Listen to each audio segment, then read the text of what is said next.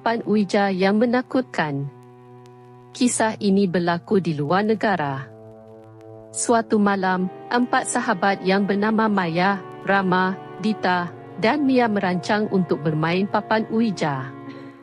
Mereka sangat teruja dengan cerita misteri yang sering mereka dengar tentang papan Ouija dan ingin mencubanya sendiri. Mereka berkumpul di sebuah rumah tua yang terkenal sebagai tempat yang sering dikunjungi oleh makhluk halus. Ketika mereka memasuki rumah itu, suasana menjadi semakin gelap dan menyeramkan. Angin malam bertiup kencang dan suara gemerincing ranting pohon di luar terdengar menyeramkan. Mereka duduk mengelilingi papan Ouija yang telah disiapkan oleh Rama di tengah ruangan. Maya dengan ragu berkata, "Adakah kita perlu benar-benar mencubanya? Aku merasa ada yang tidak kena dengan tempat ini." Namun, rasa ingin tahu membuat mereka tetap melanjutkannya. Setelah menyalakan lilin di sekitar papan Ouija, mereka mulai mengajukan pertanyaan kepada roh-roh yang mungkin berada di sekitar mereka. Dengan rasa cemas, Dita bertanya, "Adakah ada roh di sini? Jika ada, tunjukkan keberadaanmu." Tidak lama kemudian, papan Ouija mulai bergetar dan huruf-huruf muncul. Mia dengan ketakutan melihat pesan yang tertulis di papan itu, "Kamu tidak boleh berada di sini. Pergilah sebelum terlambat." Perasaan yang menyeramkan semakin meningkat dalam diri mereka. Mereka mencuba menghentikan sesi ini dan berusaha keluar dari rumah tua tersebut. Namun, pintu terkunci dengan sendirinya dan jendela tertutup rapat. Tidak ada jalan keluar yang terlihat. Mereka terperangkap di dalam rumah dan merasakan kehadiran kekuatan jahat yang membatasi gerakan mereka.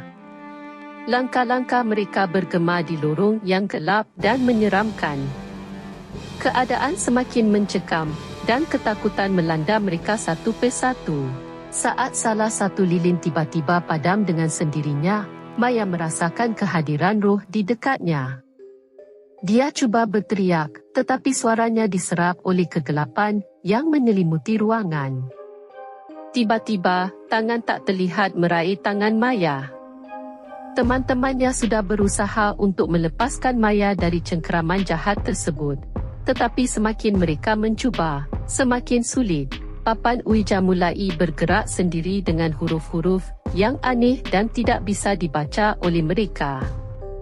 Suara gelisah dan jeritan Maya memenuhi rumah tua itu.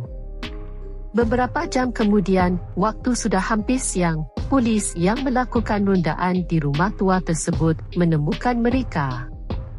Ketika mereka dibawa keluar, mereka terlihat dalam keadaan ketakutan dan penuh luka. Maya yang dalam keadaan luka parah hanya bisa merintih dengan lemah. Dalam keadaan tidak sadar, dia menggerakkan tangannya, dan jari-jarinya terbelah seperti disakiti oleh sesuatu yang tak terlihat. Penyelamat mereka tidak tahu apa yang sebenarnya terjadi. Namun rumah tua itu dikenal sebagai tempat yang dihuni oleh roh jahat. Hingga saat ini, cerita tentang papan Ouija dan malapetaka yang menimpa 4 orang tersebut terdengar menyeramkan di kalangan penduduk sekitar. Menjadi peringatan bagi mereka yang ingin mencuba bermain papan Ouija, bahawa kekuatan jahat di baliknya dapat membawa malapetaka yang tak terduga.